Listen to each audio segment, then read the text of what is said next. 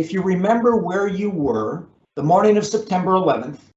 In fact, I was driving a rental car to the Burlington, Vermont International Airport. At that time, I was CEO and president of a global training company. And on September 10th, I'd spent the day on Lake Placid, New York, working with a group of investment bankers. They invited me for dinner that night. I spent the night on Lake Placid, and the morning of September 11th, I was driving to the Burlington airport because I was on my way to catch a 9:30 a.m. United Airlines flight from Burlington out to Denver, where I was going to be working with another client. At that time, I was also an F-16 pilot with the 144th Fighter Wing of the California Air National Guard, based in beautiful Fresno, California. And Stephen, I see you smiling. One day you'll buy my book, Fresno Doesn't Suck, Why a Million People Are in the Know. I am sure that it will be a bestseller in Fresno. See, the San Francisco guys all make fun of Fresno, and I get it. I actually raised my family there. It was 12 of the best years of my life. I really would like to do one more Menti question if we have a minute, though. Aaron, I know we've got lots of veterans on this call. Would you please go back to Menti, and if this is multiple choice, let me know what service you were in, or maybe you still are serving in the reserves. Okay, I see a Navy and a Coast Guard. Got the Army representing. We got my Air Force brethren representing. I love to see that. We seem to be dominated by the Navy. JT, this must be a setup. Oh, hey, hold on. It's sure hard to stay on mute, AB, I have to say. I bet it is. And you know what? This may not be the time to mute because we've got another group joining, and you didn't prepare me for this. I see we have some members of the Marine Corps that are on this call. I don't think you briefed me on this. I was planning on using 2- and 3-syllable words in this presentation. Is that going to be all right for the Marines on the call? We'll speak slowly for both the Marines and the Coast Guard. Little words, yeah. Oh, back at you, Stephen. Okay, good. Hey, I know we're all on the same team, and that the Marine Corps will come after me later. Get the Chair Force guy.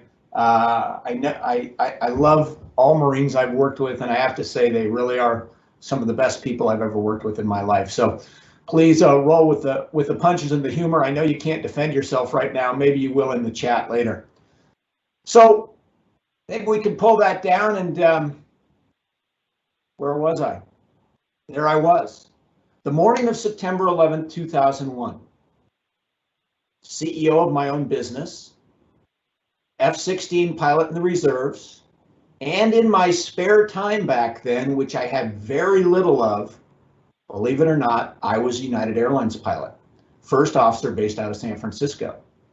So when I went to get on that 9:30 a.m. United Airlines flight from Burlington out to Denver, I walked down the jetway, I came on the airplane, I turned left and poked my head in the cockpit as I always did, and I saw sitting in the left seat, the captain. I looked in, I said, "Hey, good morning, Captain. Anthony Bourke, first officer based out of San Francisco. Sir, I'm riding back in 2A with you.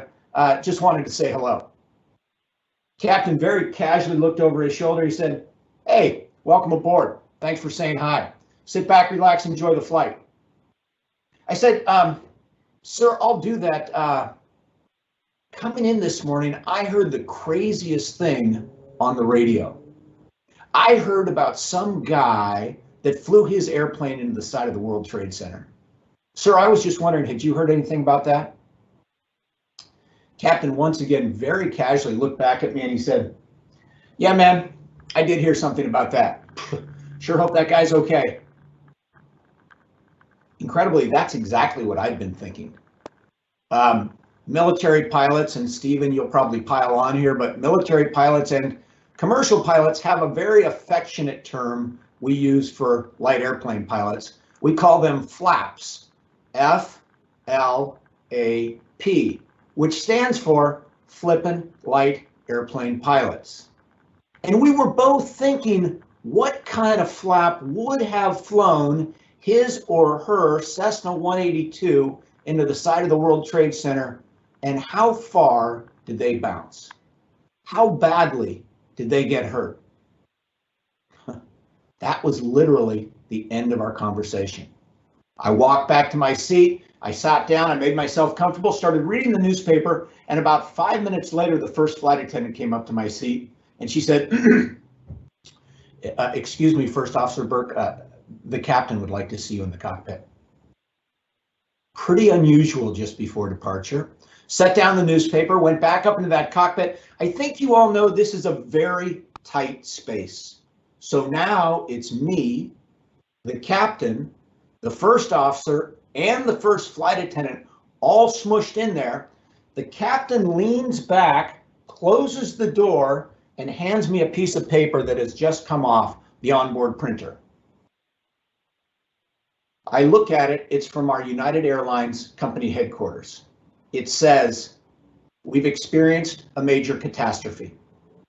We've activated the Emergency Operations Center. Stand by for further words.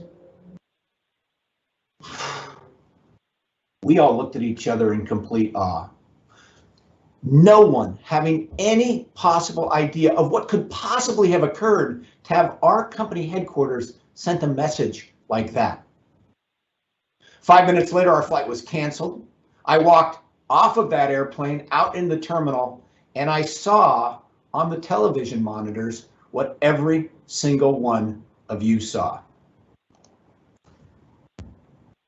And my guess is that many people on this call had the exact same reaction that I did. I said, my gosh, how can I help?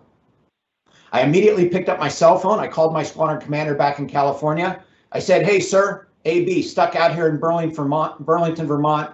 Just saw what happened on the TV, was wondering how I could help. As you can imagine, he did not have a lot of time for me. He said, AB, not sure how you can help us. You are a long ways away, and I don't think you're coming home anytime soon.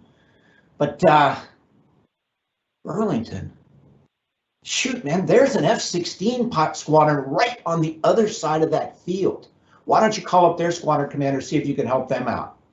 I immediately hung up with him. I picked up my phone again. I called the squadron commander of the 134th Fighter Squadron. Now, this is the Vermont Air National Guard co-located on the Burlington Airport. I said, good morning, sir. Major Anthony Bourke, F-16 pilot, 144th Fighter Wing, California Air National Guard. Sir, I'm stuck here in Burlington, just saw what happened on TV, was wondering if I could help. Long silence on the other end of the line. Let me get this straight. You're an F-16 pilot? Yes, sir.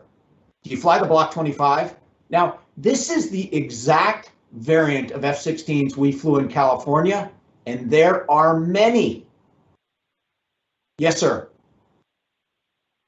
Dude, what size boots do you wear? He said, I've just been tasked to fly a CAP 24/7 Homeland Defense over New York City. I need 12 pilots to do the mission. I've only got 11 here right now. Get over here as quick as you can. I can't do the mission without you.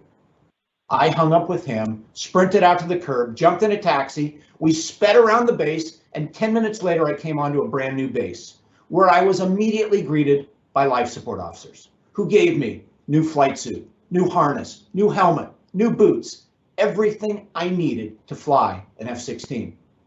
I was then escorted into the squadron where I was introduced to the other 11 pilots. We got an intelligence briefing to try to bring us up to speed on truly what very little anyone knew about the situation at that time. I then sat down with a brand new wingman. We had a briefing of our own, and then just a few hours later, I found myself taking off in a jet that I'd never flown, flying with a wingman who I'd never met, flying in airspace that I'd never flown in, and yet I felt like I was flying this mission for the 100th time. And I think most of the veterans on this call know this, but that is the power of the training and the standardization that we've developed, not just in the Air Force, but in the Navy, in the Marine Corps, in the Army, in the Coast Guard that you can plug and play people anywhere in the world and get them up to speed and execute at a high level very quickly. It's truly awesome. So Stephen and JT, I don't know what it was like in your squadrons when you were on active duty or in the reserves, but in the Air Force and in every fighter squadron I've ever been in, the new guy never gets the best deal. And I can see you chuckling, and I know you can relate. Burlington was no exception. After, the kind of thank yous and glad to have you and all that went down, the squadron commander looked at me and said, "So, new guy, why don't you go get a hotel room, get yourself a little rest, and come back at midnight? I'm going to have you and your wingman check in at midnight, and you're going to be on the midnight till noon shift." And the way that works, many of you probably know this from your experience, but every night we would come in at midnight. We would immediately hang our gear on 2 fully loaded F-16s. These jets were on alert, 5-minute hot scramble alert. We then go back into the squadron, study intel reports, think about tactics, but essentially like firemen, we're waiting for the horn to blow.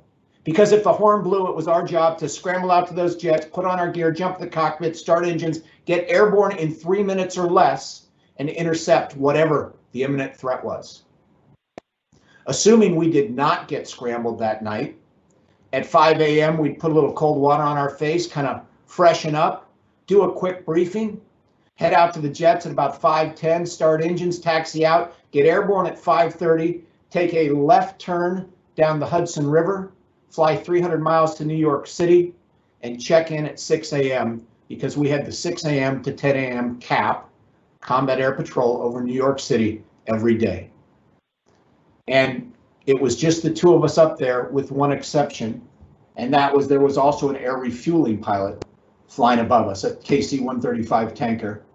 And I know we've got plenty of military folks on this call, but for the non-military folks, I just want you to know that the mission of a 135 pilot is very dignified. Their job is to fly around in the sky and pass gas. Pretty good gig. JT, I think you would have been good at it. Stephen likes it when I give the Navy guy a hard time. I can see that. So we'd fly cap. At 10 a.m. we'd be done. Somebody else would relieve us. We'd fly back to Burlington, land about 10:45, 11.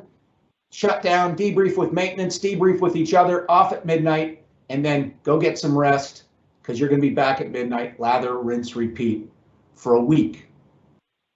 And then I was finally, like many of you, able to get back on the airlines, fly back to California.